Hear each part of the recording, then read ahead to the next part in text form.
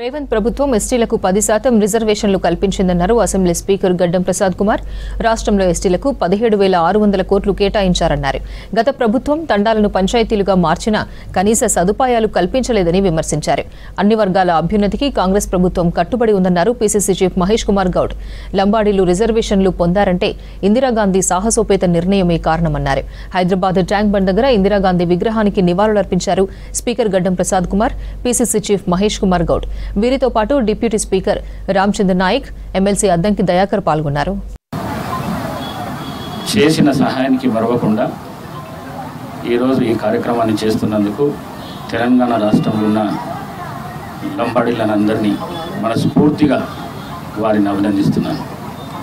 1976లో శ్రీమతి ఇందిరాగాంధీ తీసుకున్న నిర్ణయానికి రిజర్వేషన్లు రావడము, ఆ రిజర్వేషన్లతో విద్యా ఉపాధి కలగడము, మరి అదేవిధంగా కేంద్రంలో కాంగ్రెస్ పార్టీ ఆ నిర్ణయాలు తీసుకుంటే రాష్ట్రంలో ఉన్న గౌరవ ముఖ్యమంత్రి శ్రీ రేవంత్ రెడ్డి గారు ప్రభుత్వం ఏర్పాటు కాగానే 6% ఉన్న రిజర్వేషన్ను 10% పెంచి వాళ్లకు న్యాయం చేస్తూ మరి వారి అభివృద్ధికి పూర్తి సహకారాన్ని రాష్ట్ర ప్రభుత్వం అందిస్తూ ప్రపంచమంతా కూడా కొనియాడే ఉక్కు మహిళ శ్రీమతి ఇందిరాగాంధీ గారు తెలంగాణలోని లంబాడాలని షెడ్యూల్డ్ ట్రైబ్లో చేస్తూ ఒక నిర్ణయం తీసుకున్నారు.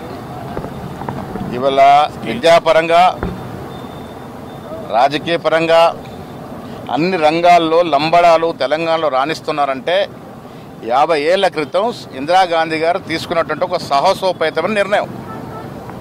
వారు తీసుకుని 50 సంవత్సరాలు అయింది కాబట్టి శ్రీమతి ఇందిరాగాంధీ గారిని స్మరిస్తూ వారికి ఫ్లోరల్ ట్రిబ్యూట్స్ చేయడానికి ఇందిరాగాంధీ రావడం జరిగింది. ఇందిరాగాంధీ గారికి నివాళులు అర్పించుకొని 50 ఏళ్ల క్రితం ఇచ్చినటువంటి ఫలం 50 ఏళ్లుగా ఈ రాష్ట్రంలో లంబాడాల యొక్క ఆర్థిక స్థితిగతులను మార్చేసింది. విద్యాపరంగా, ఉద్యోగపరంగా అన్ని లాభాలు చేకూర్చే విధంగా వారి నిర్ణయం దోహదపడింది కాబట్టి వారికి నివాళులు అర్పించుకొని ఇక్కడికి వచ్చినాం.